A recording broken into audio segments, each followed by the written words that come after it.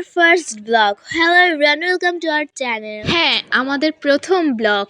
ঘড়ির কাঁটা যখন 8:25 তখন থেকেই আমাদের ব্লগটি শুরু হলো। এই তো ঘুরতে যাওয়ার আগে সকাল সকাল একটু প্রস্তুতি নিয়ে নিচ্ছি। এখানে আমি দুধ জাল দিয়ে দিলাম আর চাও করতেছি, কারণ সকালে সবাই রেডি টেডি হয়ে চা খেয়ে দিয়ে তো আমরা এখন বের হয়ে যাব। এই তো এক টুটকি দিয়ে ভালো করে সুন্দর করে বিছানার টেবিলটা আমরা গুছিয়ে নিলাম, সব কাজ ঠিক মতো করে। এখন আমরা বাইরে এসে পড়েছি। বাইরে এসে দেখি হঠাৎ করে দাদার আগমন। হঠাৎ করে শুনলাম দাদা নাকি আগের দিন আসছে মামা বাড়িতে ঘুরতে। তো চলো আমরা ঘুরতে চলে যাই। যাবো যাবো বললে কি হয়, তার জন্য তো বাসেরও দরকার। দেখো আমরা বাসে উঠে পড়লাম এবং চলো একসাথে চলা যাক। এই তো বাসে উঠে দেখি মানি পরিবারের সকল লোকজন একসাথে। চলো ঘুরতে যাই। চলো যেতে যেতে যাওয়া যাক কান্তনগরের কান্তজি মন্দিরে। এই তো দেখো চলেও এসেছি। তো আমরা সবাই এক এক করে নেমে পড়লাম। তো নামার পরে আর উত্তেজনা শেষ নেই, কারণ আমরা মন্দিরে যাওয়ার জন্য অনেক বেশি এক্সাইটেড। তো চলো এখন হচ্ছে কান্তজি মন্দিরের ভিতরে যাওয়া যাক, কারণ আমি অনেক এক্সাইটেড, কারণ অনেক জল্পনা কল্পনা করার পরে আমরা ফাইনালি ঘুরতে আসছি। তো আমাদের সাথে থাকো আর দেখতে থাকো যে আমরা কি কি করি না করি। এই তো তামার গাছের সামনে চলে আসলাম। এখন দেখে মনের ভিতর হাজার স্বপ্ন, কোন স্বপ্ন ছেড়ে কোন স্বপ্নের কথা বলবো।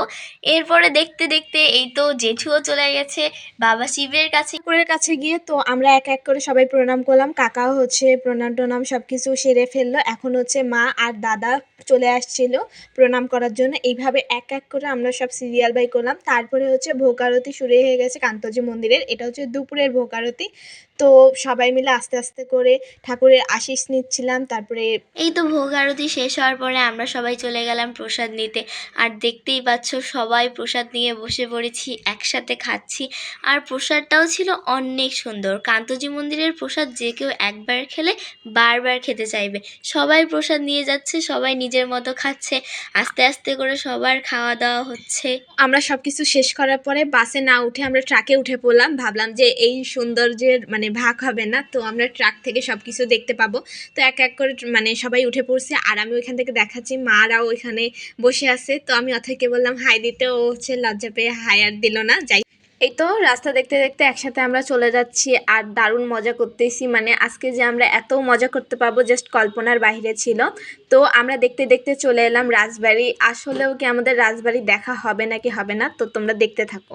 সকলেই অনেক বেশি এক্সাইটেড ছিলাম, কিন্তু তারপরে আর কি রাজবাড়িটা দেখা হলো না। কেননা আমাদের ভাগ্য এতই খারাপ ছিল, ওই দিন রাজবাড়ির মূল দরজাটাই বন্ধ ছিল। আর এটা হচ্ছে রাজবাড়ির হচ্ছে মন্দির, যেখানে হচ্ছে দুর্গাপূজা করা হয়। হ্যাঁ, সেই মন্দিরেই আমরা দেখছিলাম আর একটু ছবি টবি তুলছিলাম। তারপরে আমরা চলে আসলাম কাকিমুনির বাড়িতে, কাকিমুনির বাপের বাড়িতে। সেখানে গিয়ে আমরা অনেক মজা করলাম।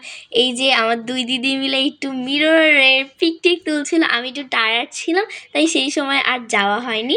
আমি অথৈকে বারবার বলছি যে অথৈ আয় একটা ভিডিও করি। ও বলতেছে আমি প্রচুর ক্লান্ত ভাই। তো দেখো ওখানে পাগলি জঙ্গলির মতো বসে আছে। যদিও প্রসাদ খেয়ে আমাদের পেট পুরো ভরপুর ছিল, কিন্তু তারপরেও এসে যেহেতু গিয়েছি সেই জন্য আর কাকিমুনি কিন্তু ছাড়ছিল না, বলছিল একটু হলেও খেয়ে যেতে হবে। তারপরে খেয়ে দিয়ে আমরা চলে আসলাম মা কালীর মূর্তি দেখতে। মাটাও অনেক সুন্দর ছিল। মায়ের মূর্তিটা দেখে আমরা আবার চলে আসলাম কাকিমুনির দিদার বাড়িতে, যেহেতু কাছেই ছিল। তাই এসে একটু খাওয়া দাওয়া করে, যেহেতু পেট ফুল ছিল তাই খাওয়া দাওয়া করে আমরা ঠাকুরকে দেখলাম। তো এর মধ্যে দিয়ে আমাদের ব্লগটি শেষ হয়ে গেল। Like our video, like, subscribe and